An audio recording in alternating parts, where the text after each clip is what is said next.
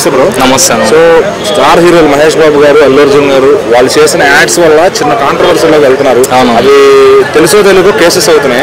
అంటే దేనికి వాళ్ళు ఇంత డబ్బులు సంపాదించుకున్నారు, సినిమా చేసే కోట్లు 100 కోట్లు వస్తున్నాయి, అయినా కూడా ఇట్లాంటి కాంట్రవర్సీలు వచ్చి యాడ్లు చేయడం అవసరం అంటారా?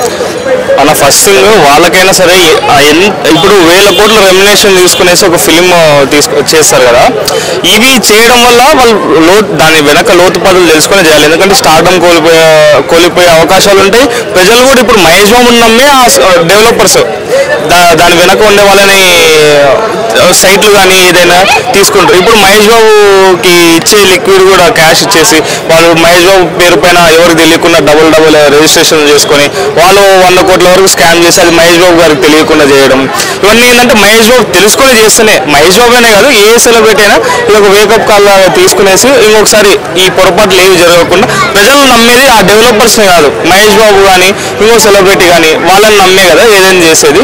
వాళ్ళే సెలబ్రిటీస్ ముందుకు వస్తున్నప్పుడు దీని ఏంది ఇది పరిస్థితి అనేది తెలుసుకొని చేస్తే మంచిగా ఉంటుంది. అయితే ఇప్పుడు మనం ఫర్ ఎగ్జాంపుల్ తీసుకుందాం, ప్రభాస్ గారిని చూసుకుంటాం, ఆయన యాడ్స్ చేయడు. పవన్ కళ్యాణ్ గారిని చూసుకుంటే కాబట్టి పెప్సీ వల్ల ప్రమాదం అవుతుందన్నారు అన్న న్యూస్ వస్తే నుంచి యాడ్స్ చేయలేదు. సో అట్లా ఇప్పుడున్న పెద్ద హీరోలు యాడ్స్ చేయడం ఇంకా అవసరం అంటారా? వాళ్ళలాగా కొంచెం తగ్గించచ్చు కదా. అంటే ఇది అంటే ఇప్పుడు మహేష్ బాబు గారికి సంథింగ్ డెవలపర్స్ పేరు చెప్పొద్దు, ఆ డెవలపర్స్ వాళ్ళు తెలిసి ఉంటారో లేకపోతే వాళ్ళకి ఉంటుంది. అట్లీస్ట్ వాళ్ళు వేల కోట్ల రెమ్యునేషన్ తీసుకున్నప్పుడు 2-3 కోట్లకి వాళ్ళకేమో ఫ్రెండ్షిప్ పరంగానో లేకపోతే ఫ్యామిలీ రిలేషన్షిప్ దూరంగా ఏదో ఒకటి ఉంటుంది. మహేష్ బాబు గారు చాలా రేర్ గా వస్తుంటాయి. అదే అల్లు అర్జున్ గారు బ్యాక్ టు బ్యాక్ మన సంధ్య థియేటర్ ఆ కేసు అయింది. అది ఇంకా అల్లు అర్జున్ అది మేల్కోనే ఇది ఒక స్టూడెంట్స్ అందరు కలిసి కేసు పెట్టారు. అంటే ఎందుకు ఆయన స్టార్డమ్ కి ఏమన్నా డ్యామేజ్ చేసే ప్రయత్నం అది?